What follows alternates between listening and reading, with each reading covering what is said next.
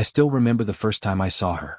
"She's here," Daniel whispered as we entered the ballroom, his tone half teasing, half warning. I followed his gaze. Emily stood near the champagne table, hair cascading in golden waves, a smile that could sell dreams, and eyes that seemed to measure everyone and everything. "Wow," I muttered before I could stop myself. "Wow what?" Daniel asked, smirking. "Her," I said, trying to act casual. Daniel chuckled. "Be careful, mate. Women like her don't fall for guys like us by accident." I rolled my eyes. "I'm not here to play games. She's different." I walked over, heart thumping, pretending confidence I didn't feel. "Hi, I'm Alex," I said, extending my hand. "Emily," she replied, taking it, her grip firm, her smile unwavering. "Nice to meet you, Alex." We started talking and it was effortless. "So, you run your own startup?" she asked, genuine curiosity in her tone. "Yes. Tech consulting," I said. "You?" "I work in corporate strategy," she said, leaning slightly closer. "I love building things, people, companies, empires." I laughed. "Ambitious." "Ambitious gets you noticed," she said, eyes glinting. "Do you like being noticed?" "I don't know," I admitted. "Depends on who's noticing." Emily laughed and something in me shifted. That laughter, the ease, the warmth, it was addictive. Over the next few months we were inseparable. Breakfast meetings turned into dinner dates. Business discussions turned into long walks through Hyde Park. "Alex," she said one evening over candlelight at a quiet restaurant, "I've been thinking. I don't want to hide anymore. Will you marry me?" "Wait, what?" I choked on my wine. "I mean it," she said, eyes serious now. "I see the fire in you. The ambition. I want to be part of your life, fully." "Emily," I smiled, my chest tightening. "Yes. Of course yes." Daniel was skeptical when I called him that night. "You're moving fast," he warned. "I know," I said. "But it feels right. You'd understand if you saw her, mate." "I do see her, Alex," he said, voice low. "And I'm telling you, tread carefully. People like Emily, they don't just love you. They love what you can give them." I laughed off the warning. "I think you're overthinking it." Weeks later, I was signing engagement announcements, beaming for pictures, answering congratulations from colleagues and friends. Emily's hand in mine felt natural, perfect, like we were always meant to be. "Look at us," she whispered later, leaning into me. "The perfect team." I nodded, completely blind to the cracks beneath the surface. "Yeah, perfect." Daniel sent me a text that night. "Just promise me you're not blinded by charm. Some illusions are dangerous." I stared at my phone, then looked at Emily sleeping beside me, her face soft and beautiful in the moonlight. "She's not an illusion," I murmured to myself. "She's real." And that was the perfect illusion, me thinking I could see her for who she was, when I hadn't even scratched the surface. "Morning, Alex," Emily said, sliding into the booth across from me at our favorite cafe. Her hair caught the sunlight and I swear, every morning with her felt like a gift. "Morning," I said, smiling, stirring my coffee. "You sleep well?" "Like a baby," she replied, tapping her phone briefly. "You?" "Yet, better than ever," I said, watching her scroll. I didn't mind. She always had a million things going on, but I thought it was normal. Later that day, I caught her sneaking out of my office just as I was leaving for a meeting. "Emily, hey, what's that?" I asked, noticing her phone clutched tightly in her hand. "Oh, just work stuff," she said smoothly, flashing a smile. "Nothing for you to worry about." I nodded, pretending I wasn't bothered. But a little voice whispered, "Why are you pretending, Alex?" Over the next few weeks, it happened more. Her phone never left her side. She took calls in private rooms, hid texts from me. "Alex, can we talk later?" she asked one evening over dinner. "I've got a strategy session." "You're spending a lot of time in these sessions?" I said, trying to keep it casual. Emily shrugged. "It's all part of my job. You know how it is." I nodded again, telling myself I was being paranoid. Daniel noticed my distracted mood later. "Something wrong?" he asked, raising an eyebrow as we walked through Hyde Park. "Nothing," I muttered. "Just work stress, I guess." "Alex, come on. You've been distant." "I see it," Daniel pressed. "Emily's hiding something. I don't know what, but I smell trouble." "I think you're overreacting," I said. "She's ambitious, yes, but that's normal, isn't it?" Daniel shook his head. "Normal people don't act like shadows in their own relationship. Just watch, mate. Keep your eyes open." That night, Emily left her laptop open while I went to the kitchen. I glanced at the screen and my stomach twisted.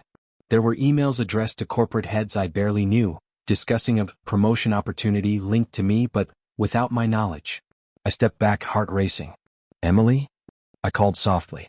"I'm just checking something," she said from the doorway, face calm. "Everything okay?" Yeah, fine," I stammered, forcing a smile. "Just tired, I guess." I couldn't shake the feeling. The golden life I thought I had with her suddenly felt like a cage. The next morning I tried to ignore it, laughing over breakfast like nothing had changed. "You're quiet," Emily noted, her brow raised. "Just thinking about a project," I said. "You always think," she said, smiling. "I love that about you." Her words should have reassured me, but they didn't. Instead, I felt a twinge of doubt, an uneasy awareness that something was slipping through my fingers. Later, when I called Daniel, I couldn't hide my worry. "I saw something," I admitted, voice low. "What?" "Alex, what did you see?" "Emails about me. She's talking to investors, but I don't know why. It's like she's planning something without telling me." Daniel exhaled sharply. "I told you. That golden cage, it's not gold. Keep your eyes open, Alex. Don't let charm blind you." I hung up, staring at the ceiling, trying to convince myself I was imagining things. But deep down I knew I wasn't. The cracks were showing and I couldn't ignore them. Emily walked in, humming softly. "Everything okay?" she asked. "Yeah," I said, forcing my usual smile. "Everything's perfect." But it wasn't. And I had a sinking feeling that perfection was only a mask. "Alex, I was thinking." Emily's voice cut through the hum of my office and I looked up from my laptop, surprised she was here without warning. "Yeah?" I asked, trying to sound casual. She smiled, that same magnetic grin. "What if we merged our companies? Together we'd be unstoppable." I froze. "Merged?" "Emily, this is a huge step." "Exactly," she said, leaning on my desk. "I mean, imagine the resources, the network. You'd be the face, I'd handle the strategy. It's perfect." I hesitated. Something in me recoiled, but I forced a smile. "Sounds ambitious. But why now?" She laughed softly. "Because timing is everything, Alex. Don't you want to grow faster?" I nodded slowly, pretending to consider it. Inside, a storm was brewing. Later, Daniel called. "Alex, I've been thinking. Are you sure about Emily?" "She's amazing, Daniel," I said, rubbing my temples. "But I'm not sure. She wants to merge our companies and I don't know what to think." "That's not normal," Daniel said firmly. "Merging companies is huge. She's playing a game, Alex. Trust your gut." "I want to, but..." I trailed off, unsure how to explain the unease building inside me. That night, I caught her again, typing something quickly on my laptop before I could see. I froze. "Emily?" I said softly. She turned, startled. I'm just sending an email to a client." "Which client?" I asked, stepping closer. Just a potential investor," she said, avoiding my gaze.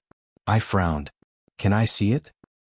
It's confidential," she replied, tensing. I swallowed hard. My chest tightened. "Emily, I thought we were transparent." "We are," she said, forcing a smile. "Trust me, Alex." I wanted to, I really did. But the emails I'd glimpsed before haunted me. I couldn't shake the feeling she was manipulating situations, quietly undermining me. The next morning I brought it up again, trying to sound rational. "Emily, about the merge. I need to understand your motives fully." "Why now? Why me?" She sighed dramatically. "Alex, you worry too much. I love you. This is about us, our future. Can't you see that?" I nodded, swallowing the suspicion. But Daniel's voice echoed in my mind. "Trust your gut." Later I couldn't take it. I called Daniel. "I think she's using me," I admitted, pacing. "See," Daniel said sharply. "I told you. These signs aren't coincidences. She's positioning herself while keeping you blind. Confront her."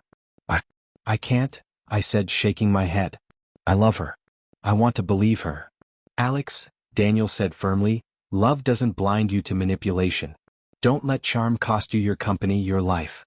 I hung up, feeling torn. That night, Emily sat beside me on the couch. "Are you thinking about the merge?" "Yeah," I admitted. I need honesty. I need to know you're not using me." Her eyes widened, then softened. "Alex, how could you even think that? I love you. You're my life, my heart. Why would I do that?"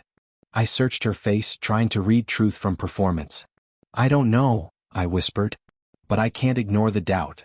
She smiled, brushing a strand of hair from my forehead. "Doubt destroys love, Alex. Don't let it. I wanted to believe her. I wanted to trust. But the emails, the evasions, they lingered in my mind like shadows creeping across sunlight. I realized slowly that merging our companies might not be about love. It might be about her ambition, her gain, not mine. And for the first time I felt the cage closing around me, not golden, not beautiful, but made of secrecy and manipulation. I was going through the monthly reports when I saw it, a thread of emails that made my stomach drop. Investors she'd spoken to, deals I hadn't approved, proposals signed under my company's name, without me. I slammed my laptop shut. No, this can't be real, I whispered. Emily appeared at the doorway. Alex? You okay? I spun toward her, holding the laptop out. Explain this.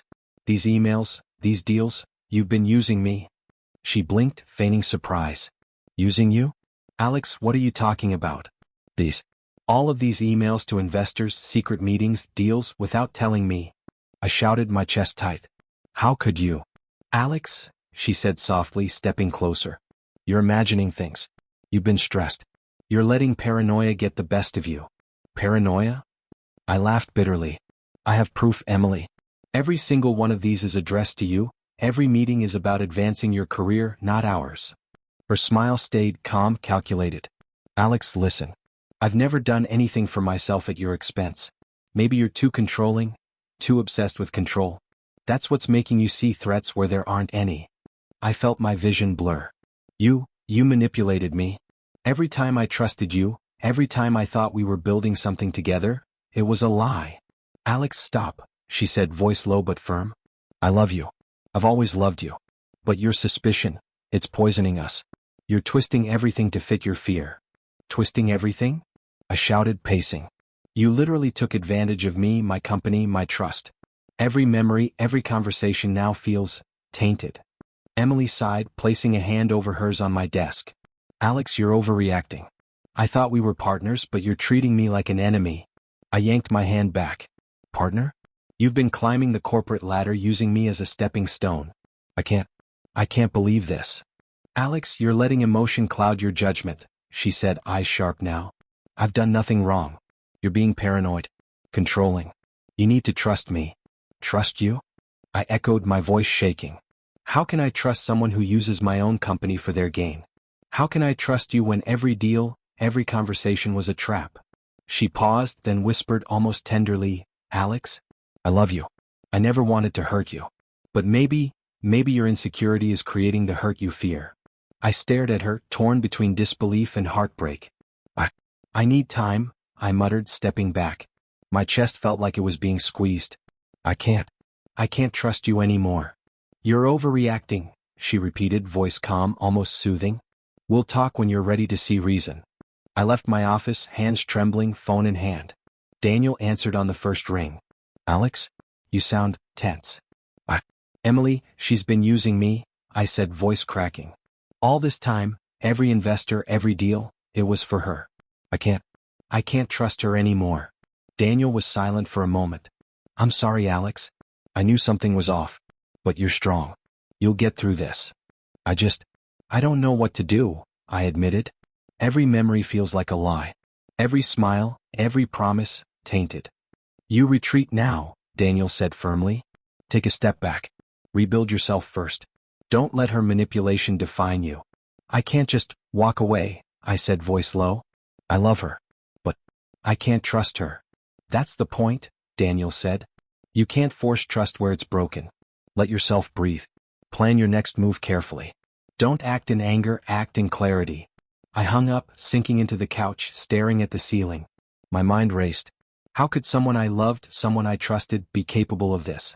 Every memory felt rewritten, every intimate moment now tinged with deception. Emily's words echoed in my head. You're paranoid. You're controlling. No, this wasn't paranoia. This was betrayal. I didn't yell, didn't cry, didn't storm out. I sat in silence, letting the weight of realization settle in. I could no longer trust her. Not her smiles, not her words, not the life I thought we were building. And in that quiet, heavy moment, I made a silent decision. I would step back. I would rethink my future. I would survive. But I would never forgive blindly again. I sat across from Emily at our favorite cafe, the same place we'd celebrated our engagement. The memory stung, but I knew what I had to do. Emily, I think we need to talk, I said, voice steady. She smiled, oblivious. Of course, Alex. What's wrong? Nothing's wrong with you, I said, careful with each word. It's me. I can't continue like this. Her brow furrowed.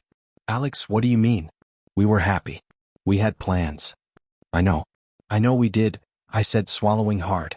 But I can't ignore what's happened. I can't trust us anymore. I need to leave, quietly, without drama. It's better for both of us. Her hand froze over her coffee cup. Leave? Are you serious? I am, I said, voice calm but firm. I'm ending the engagement, Emily. I can't build a life with someone I can't trust. Alex, her voice shook. You're making a mistake. I love you. I know, I said softly. And I loved you. But love isn't enough when there's betrayal. I need to focus on myself now. She stared at me, silent. I didn't look back, didn't beg. I had made up my mind. After that day, I cut ties with mutual friends and acquaintances quietly, avoiding unnecessary explanations. I focused entirely on my company, pouring every ounce of energy I had into rebuilding what I thought I had lost. Daniel called one evening. Alex, you're quiet. How are you holding up? Busy, I replied. Trying to rebuild. Trying to find myself again. You sound determined, he said. I am, I admitted. I can't let her manipulation define me. I need to prove I can do this on my own. It was during one of those late nights at my office that I met Sophie. She walked in without introduction, calm, confident, eyes scanning my workspace like a general surveying a battlefield. You're Alex, right? She asked. Yes, I said cautiously. Do I know you? Not yet. I've been watching your company grow, she said, her tone firm but not unkind. I think you have potential, but you're spinning in circles. I don't understand, I said, raising an eyebrow. You're rebuilding, yes, but you lack guidance, she explained. I can help you. Teach you. Turn what's left into something bigger than you imagined. I leaned back, studying her. Why me? Because I see determination. And I see a man who's been burned but isn't broken. That's rare, she said. I hesitated, then nodded. All right. I'll listen. Sophie spent the next weeks guiding me, sharing strategies, connections, and insights I'd never considered. Every conversation pushed me further, every piece of advice fueled my focus.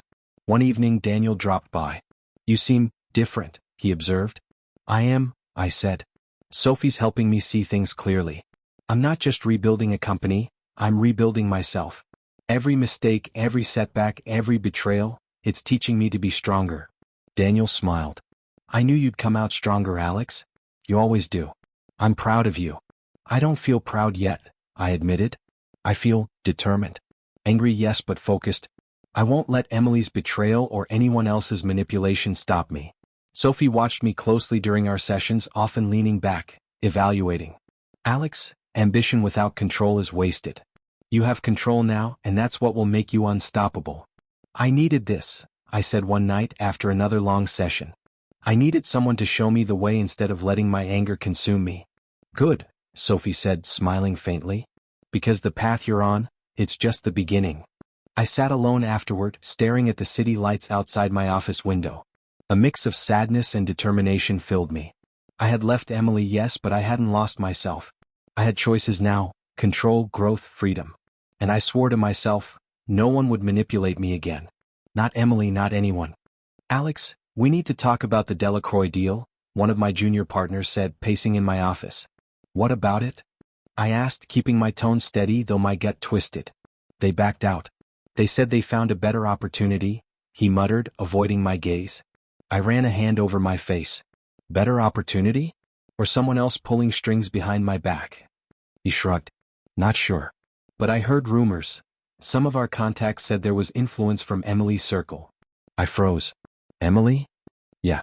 People are talking. Not that she's doing anything illegal, just strategically positioning herself, he said almost apologetically. I nodded slowly, letting the anger simmer. Fine. Then we adapt. No excuses. What's our next move? He glanced at me. We can pitch to new investors, but it'll take time. I have time, I said firmly. We rebuild. Every failure is a lesson. Later, Daniel called. Alex, how's the recovery going? It's tough, I admitted.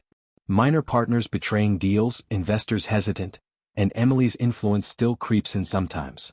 Then turn it into fuel, Daniel said sharply. Every time she tries to manipulate the board, use it as a lesson. Don't let it weaken you.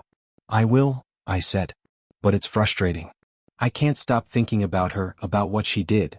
You can't dwell on her, Daniel said firmly. You have bigger things ahead. Learn from the past, yes, but don't let it dictate your future. Days turned into weeks.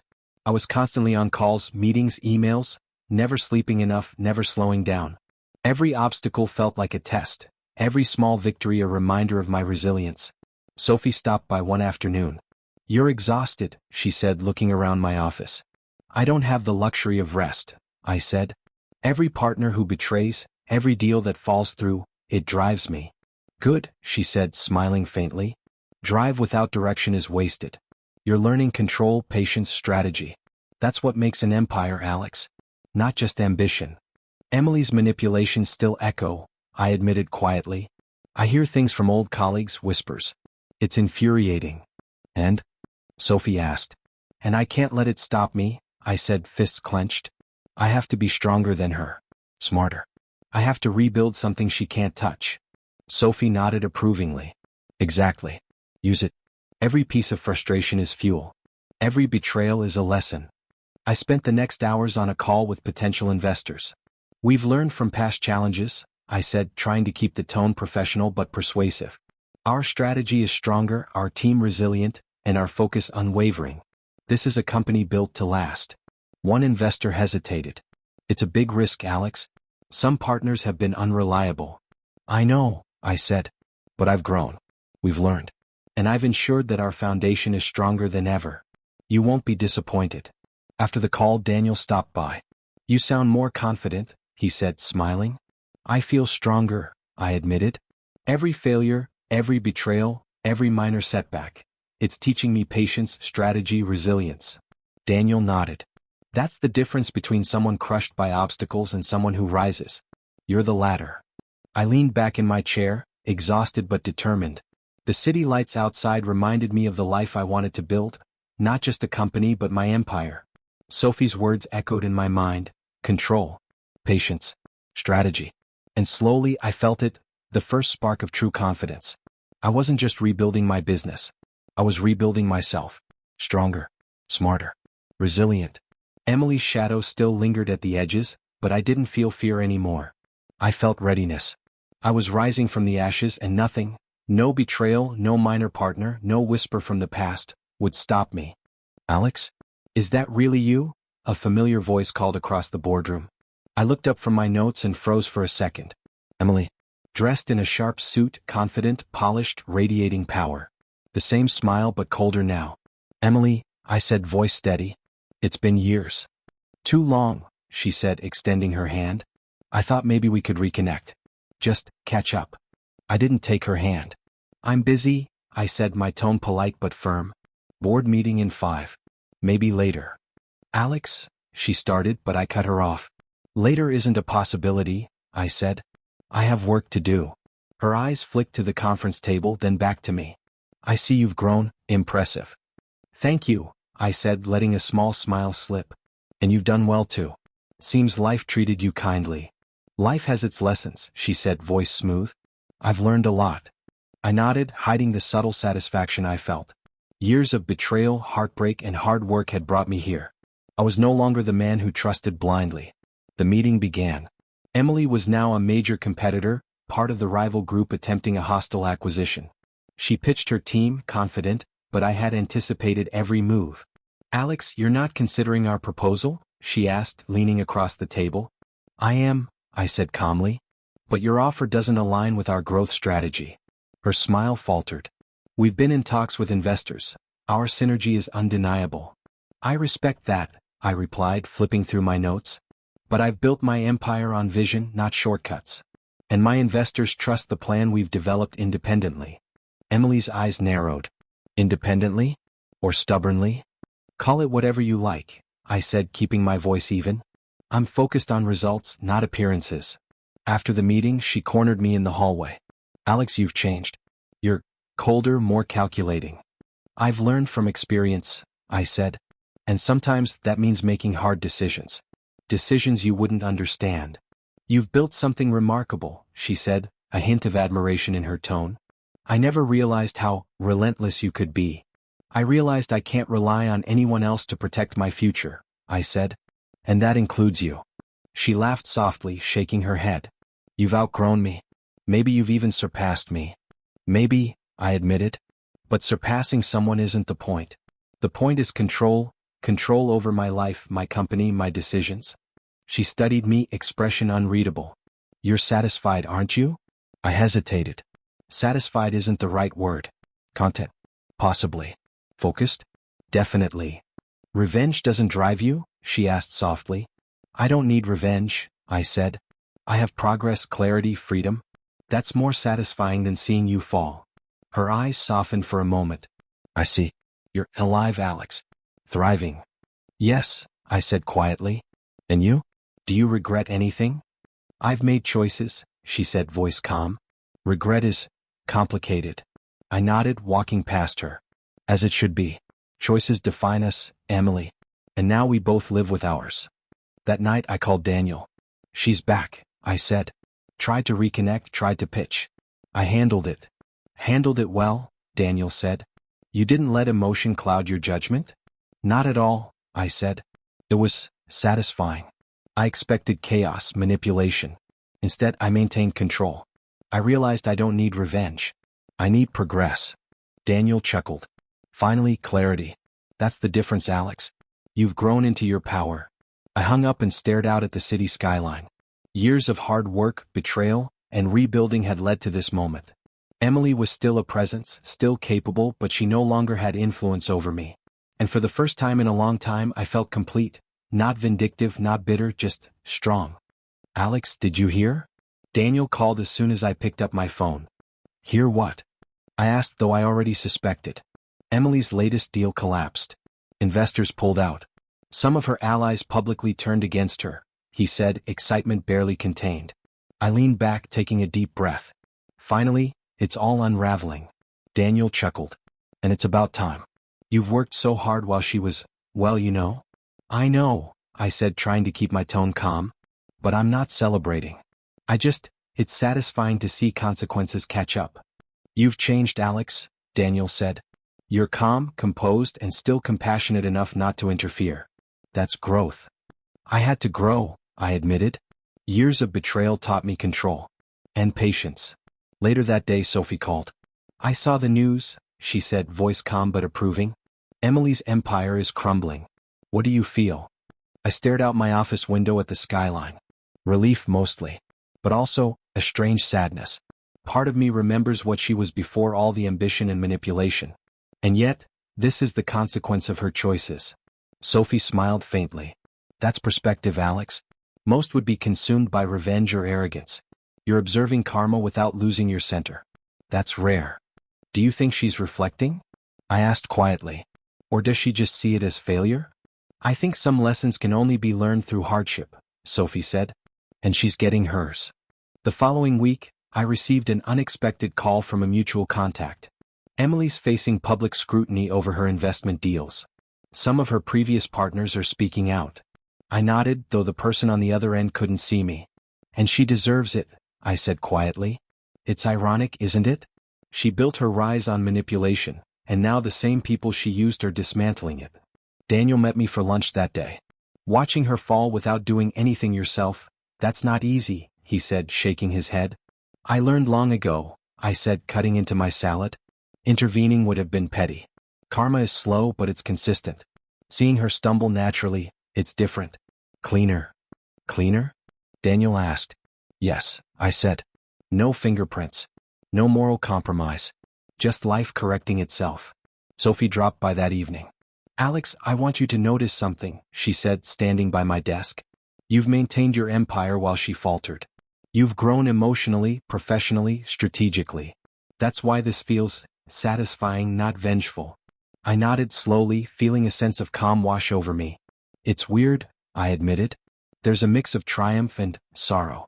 Triumph because she can't touch me. Sorrow because once I cared for her. That's normal, Sophie said. It shows empathy, maturity. You're strong but human. Daniel called again later that night. She just lost another key investor, he said, voice low but excited. Looks like the dominoes keep falling. Let them fall, I said. I won't interfere. I won't gloat. I'll simply continue building what's mine. You've come a long way, he said. From heartbreak to stability. From manipulation to mastery. I'm proud of you. I couldn't have done it without you both, I admitted. Daniel keeping me grounded. Sophie guiding me. You two taught me control, patience, and vision. And now, karma is teaching its lesson. I hung up and sat alone in my office, reflecting. The city lights outside seemed brighter, sharper. My company was thriving. My life was under my control. Emily's collapse was a reminder. Choices have consequences. And sometimes the universe handles justice in ways we can only witness, not orchestrate. And as I watched the news updates quietly scroll by, I realized I didn't need revenge. I didn't need to interfere. Karma had a rhythm and I had learned to wait, and to grow, while it did its work. Alex, this is incredible, Daniel said, leaning back in his chair as he looked around my office. I can't believe how far you've come. I smiled faintly, looking out at the skyline beyond the glass. It wasn't easy. Every step, every setback, taught me something.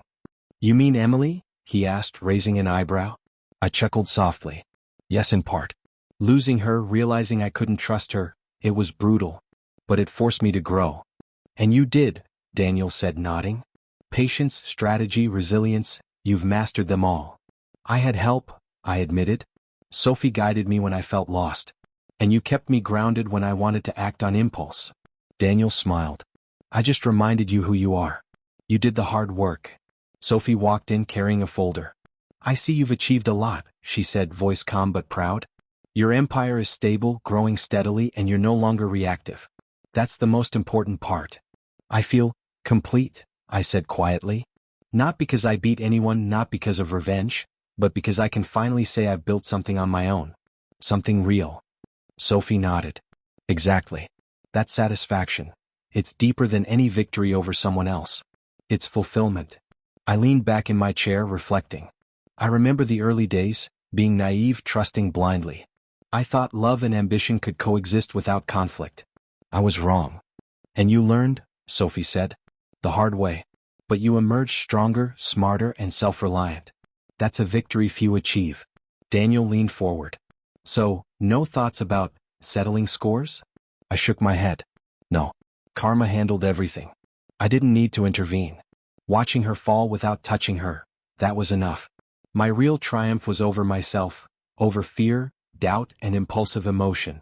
Sophie smiled. Most people would confuse revenge with progress. You've understood the difference. That's why you're calm, focused, and fulfilled. I do feel calm, I admitted, and satisfied. But it's bittersweet. I lost someone I loved, and there's still a hollow spot where trust used to be. But that's life. That's growth. Daniel laughed softly. Hollow spots fade. You fill them with purpose, success, and the people who truly support you. Like Sophie and me. And myself, I added, more firmly this time. I've learned to rely on my own judgment, my own strength. That's invaluable. Nothing, no betrayal, no manipulation, can take that away. Sophie nodded approvingly. Alex, that's the core of your journey. From betrayal to resilience, from heartbreak to mastery. You've achieved a rare kind of peace, the peace that comes from knowing you're capable and in control. I looked out the window again, city lights reflecting my thoughts. I wonder how different things would have been if I hadn't faced betrayal, I murmured. Maybe you'd have grown slower, Sophie said gently. Or maybe not at all. Sometimes the hardest lessons shape us the most. Daniel raised his glass. To your growth, Alex. To patience, strength, and mastery of your own life. I smiled, raising my glass in return. To growth. And as I sat there looking at the skyline, I felt it, the quiet, deep satisfaction that comes not from revenge, not from proving someone wrong, but from proving to myself that I could survive, adapt, and thrive. I had built my empire, yes. But more importantly, I had rebuilt myself. And that was victory enough. I was walking through the park near my office when I noticed her. Sophie had set up a meeting, introducing me to someone new, someone genuine. Alex, this is Clara, Sophie said, smiling. I think you two will get along. Clara extended her hand and I shook it, immediately struck by her warmth. It's a pleasure to meet you, she said softly. The pleasure's mine, I replied, smiling genuinely. Sophie excused herself, leaving us alone. So, you're the one who's been changing the business world quietly, Clara said, eyes curious but kind. I've had guidance, I admitted, and a lot of learning along the way. Guidance and learning? Sounds like a journey, she said. You don't strike me as the type to take shortcuts. I chuckled. Not anymore. Life taught me the hard way that shortcuts with the wrong people are dangerous. You've been hurt? She asked gently, reading my expression. Once, yes, I said. Someone I trusted betrayed me. I lost more than just money. I lost trust for a while. Clara nodded, not prying, just listening. And now? Now, I said, looking at her, I focus on what matters. Growth, integrity, and surrounding myself with people who respect me. That's admirable, she said, smiling softly. I like that approach. It's refreshing. We talked for hours about life, work, and ambitions. There was no hidden agenda, no manipulation, just genuine conversation.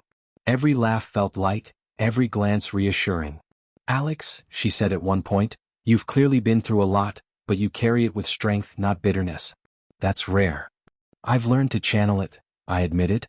Betrayal, mistakes, they teach you if you're willing to listen. I don't dwell on the past anymore. She nodded. And the past? I smiled faintly. Emily taught me that some people's ambitions can be destructive, and karma has a way of balancing the scales. I watch, I learn, I move forward. So no desire for revenge? She asked, eyes curious. None, I said. It's exhausting to carry that energy. I'd rather build, create, and embrace what's real. That's the reward. We walked along the path, the sun setting behind the city skyline. The golden light felt symbolic, like a new beginning. You seem at peace, Clara said softly. I am, I admitted.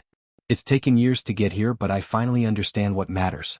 People who respect you, partnerships built on trust, and the ability to rely on yourself. You've transformed, she said, smiling. And it shows. Not just in business, I said, glancing at her. I've transformed in life. I've learned to love carefully, to trust wisely, and to value genuine connections. Clara's hand brushed mine, a simple, reassuring gesture. I think you're ready for this, she said. I think I am, I said, feeling a lightness I hadn't felt in years. The past, the betrayals, Emily's rise and fall, all of it was behind me now. The lessons remained, but the bitterness was gone. As we walked together, I realized the journey wasn't just about business success. It was about self-mastery, emotional growth, and finally embracing what was truly meaningful. And for the first time in a long time, I felt hope. Not a fragile hope built on uncertainty, but a steady, grounded hope for love, life, and new horizons. The past had taught me well, but the future was mine to shape.